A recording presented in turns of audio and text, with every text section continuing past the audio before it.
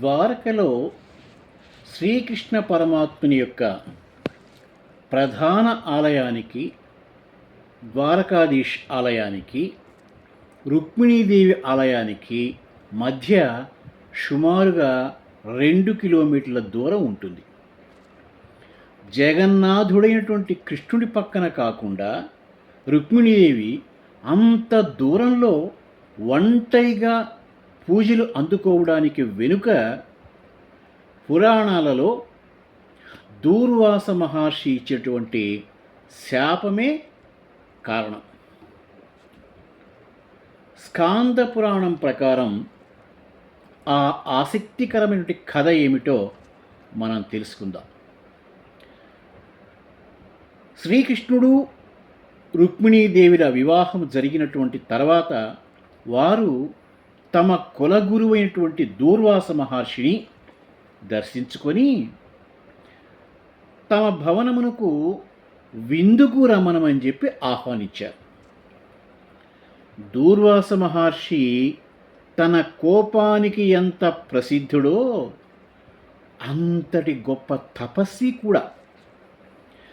ఆయన ఒక వింతైనటువంటి షరతుకు ఆ విందుకు రావడానికి అంగీకరించాడు. నేను మీ ద్వారకైతే వస్తా, కానీ నా రథాన్ని ఏ గుర్రాలు కానీ ఏనుగులు కానీ లాక్కూడదు. మీ దంపతులు ఇరువురు మాత్రమే, అంటే కృష్ణుడు రుక్మిణీదేవి మాత్రమే ఆ యొక్క రథాన్ని లాగాలి. ఈ మహర్షి మీద ఉన్నటువంటి గౌరవంతో శ్రీకృష్ణుడు రుక్మిణీదేవి ఆ షరతుకు సంతోషంగా అంగీకరించారు. రథానికి ఇరువైపులా నిలబడి రథాన్ని లాగడం ప్రారంభించారు. కొంత దూరం వెళ్ళిన తర్వాత రుక్మిణీదేవి తీవ్రమైనటువంటి అలసటకు గురైంది.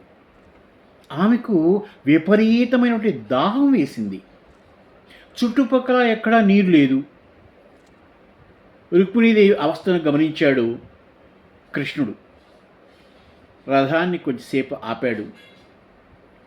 తన కుడికాలి బొటన వ్రేలితోటి భూమిని గట్టిగా నొక్కాడు. వెంటనే భూమి నుంచి పవిత్రమైనటువంటి గంగానది జలాలు పైకి ఉప్పొంగాయి. రుక్మిణీదేవి ఎంతో సంతోషించింది. తన యొక్క దాహార్తిని తీసుకుంది. ఆ నీటిని దోషిలోకి తీసుకుని తన దాహాన్ని తీర్చుకుంది. అయితే అక్కడే ఒక పొరపాటు జరిగింది. తీవ్రమైన దాహంలో ఉన్నటువంటి రుక్మిణీదేవి రథంలో కూర్చునేటువంటి అతిథి గురువు అయినటువంటి దూర్వాస మహర్షికి ముందుగా ఆ నీటిని సమర్పించడం అనేది మర్చిపోయింది. అందుకు దూర్వాస మహర్షికి విపరీతమైనటువంటి కోపం వచ్చింది. తనను అవమానించారు అని భావించి ఆయన కళ్ళు ఎర్రబడ్డాయి. వెంటనే ఆయన రుక్మిణీదేవికి ఆ ప్రాంతానికి కలిపి శాపం ఇచ్చాడు. 2 శాపాలు ఇచ్చాడు. మొదటి శాపం ఏంటంటే,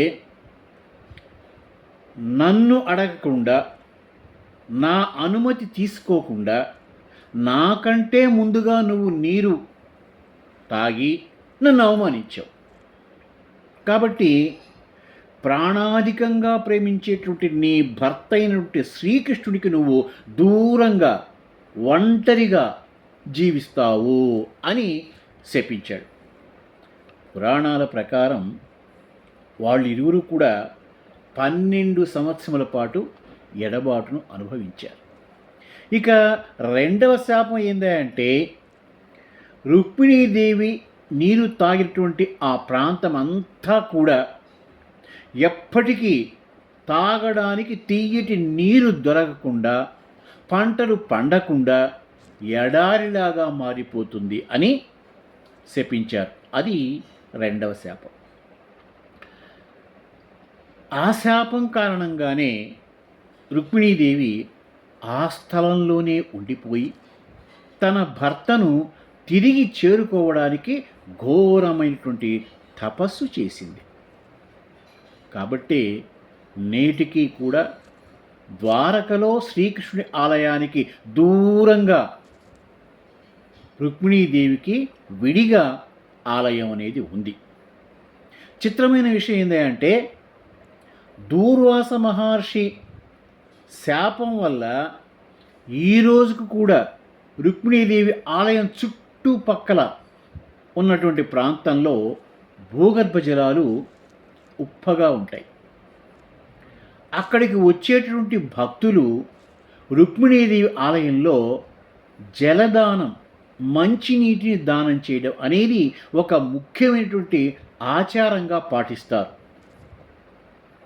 భక్తులు ద్వారకయాత్ర చేసినప్పుడు రుక్మిణీదేవిని దర్శించుకుంటేనే వారి యాత్ర సంపూర్ణమవుతుంది. ఓం నమో భగవతే వాసుదేవాయ.